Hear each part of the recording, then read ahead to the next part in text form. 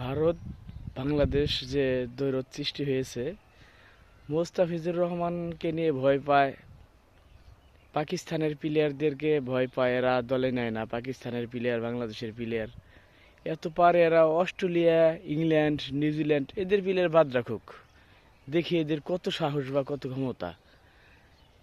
ভারত শুধু নিজের দেশের প্লেয়ারকে বেশি প্রাধান্য দেওয়ার জন্য ওরা পাকিস্তানের প্লেয়ারদেরকে নেয় না।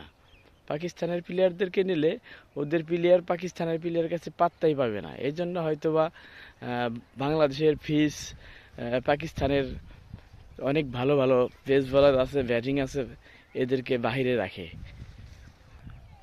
পাকিস্তান বাংলাদেশ যদি ইন্ডিয়াতে বিশ্বকাপ না খেলতে যায় অনেক সুন্দর হবে। ওরা শুধু বাংলাদেশ আর পাকিস্তানকেই ঠেলে রাখে যাতে ওরা ওদের দেশে যে না খেলে। ওদের দেশে আইপিএলেও বাংলাদেশের প্লেয়ারকে নিলামে নেয় না এবং পাকিস্তানের প্লেয়ারকেও নিলামে নেয় না।